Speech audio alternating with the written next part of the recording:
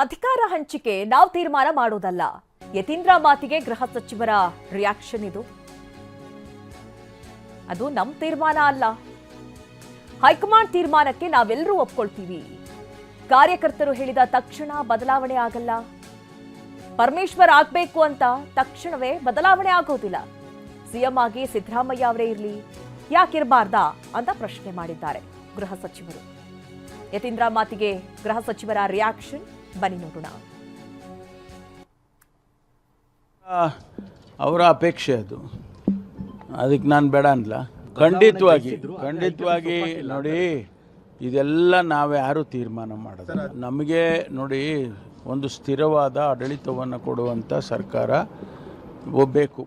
ಅದನ್ನು ಸಿದ್ದರಾಮಯ್ಯನವರು ನಡೆಸ್ಕೊಂಡು ಬರ್ತಾ ಇದ್ದಾರೆ.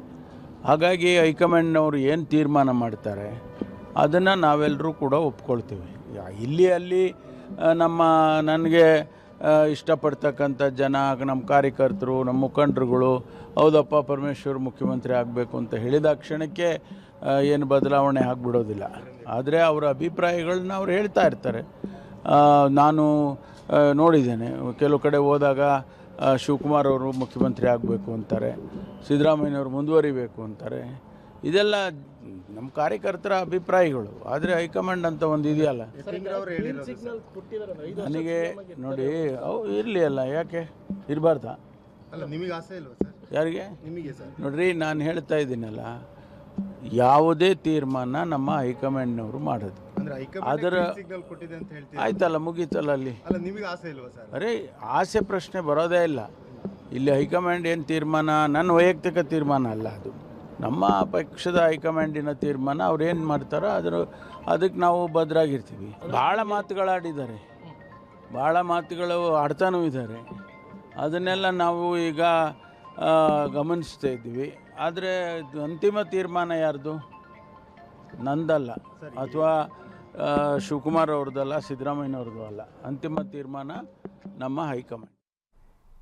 ಇನ್ನು ಹೈಕಮಾಂಡ್ ಹೇಳಿದ ಪ್ರಕಾರ ನಮ್ಮ ಪಕ್ಷ ನಡೆಯುತ್ತೆ.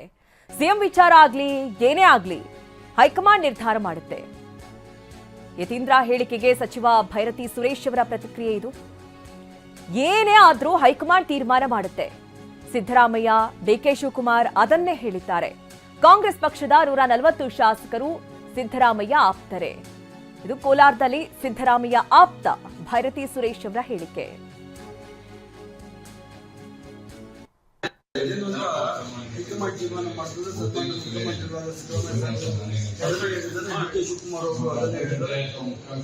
ಹೈಕಮಾಂಡ್ ಏನ್ ಹೇಳ್ತದೆ ಅದರ ಪ್ರಕಾರನೇ ನಮ್ಮ ಪಕ್ಷ ಇರುವಂತದ್ದು ರಾಜ್ಯದಲ್ಲಿ.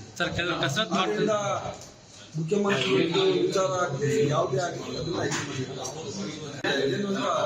ಹೈಕಮಾಂಡ್ ತೀರ್ಮಾನ ಮಾಡ್ತದೆ. ಮುಖ್ಯಮಂತ್ರಿಗಳಾದ ಸಿದ್ದರಾಮಯ್ಯ ಡಿಕೆ ಶಿವಕುಮಾರ್ ಅವರು ಅದನ್ನ ಹೇಳಿದ್ದಾರೆ. ಹೈಕಮಾಂಡ್ ಏನ್ ಹೇಳ್ತದೆ ಅದರ ಪ್ರಕಾರನೇ ನಮ್ಮ ಪಕ್ಷ ಇರುವಂತದ್ದು ರಾಜ್ಯದಲ್ಲಿ. ಮುಖ್ಯಮಂತ್ರಿ ವಿಚಾರ ಆಗಲಿ ಯಾವುದೇ ಆಗಲಿ ಅದನ್ನ